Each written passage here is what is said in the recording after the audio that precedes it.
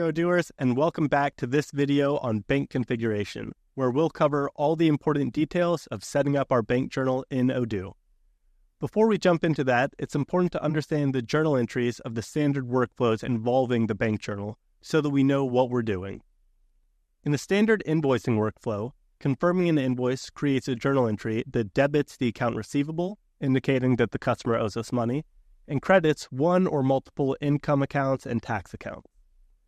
Then, registering a payment creates a journal entry that debits the outstanding receipts account and credits the account receivable.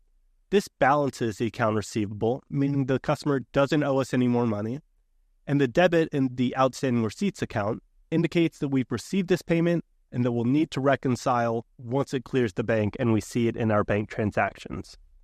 The bank transaction itself, for this incoming customer payment, creates a journal entry that debits the bank account because we have more money in the bank and credits the bank suspense account. This suspense account is a temporary placeholder until the transaction is reconciled. Finally, when the bank transaction is reconciled with the payment, rather than creating a new journal entry, Odoo modifies the bank transaction journal entry by substituting the bank suspense account that is being credited with the outstanding receipts account instead. This balances the outstanding receipts account and the entire payment workflow is complete. While this may seem like a complex process, remember that this whole workflow is often spread out across days, if not weeks, and that this process is what allows us to track the status of each payment so that we always have a transparent view of our finances. Now that we understand which account is hit in which step, let's take a look at where to set each of these accounts in Odoo. So here we are in our Bloom database, and the first thing we'll do is go into our accounting settings. And if we scroll down to the default accounts section, we can see that we have 4 accounts in this section concerning bank transactions and payments. The first is the bank suspense account. So remember, this is the account that is used just temporarily opposite the bank account itself between when the bank transaction is created and when it is reconciled. Next, we have the outstanding receipts account. This is a holding account that is hit opposite the account receivable on the journal entry for our customer payments.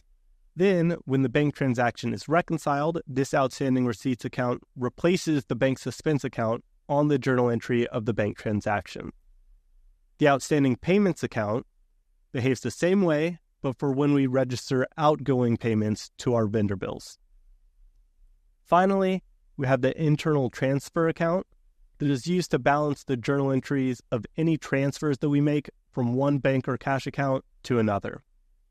As you can see, all of these fields have a default account set already, but if you want to select a different account to be used in these situations, this is where you would configure that. Next, we'll go to our bank journal itself. And you can do that either by going through this configuration menu or from the dashboard by clicking on the 3 dots on the kebab menu and going to configuration. So here we obviously have our journal name and type, but we also have the bank account for this journal. It's important to note that this must be unique, so you can't have multiple bank journals that use the same account here. That wouldn't make sense. Next, we have the option to override the default accounts from the settings for this specific journal. So if we wanted a different suspense account for this bank account, then we can set that here. We, of course, have to set a short code for our journal, but we can leave the currency field blank if we don't want to limit the entries in this journal entry, in this journal, to one specific currency. On the right side, we have the option to set the IBAN number for this account, which is required in some localizations for making payment files such as SEPA or NACHA. We also have the option to set up the automated bank sync feature, which we cover in detail in another video, so be sure to check it out. I see that you have the option to override default suspense account.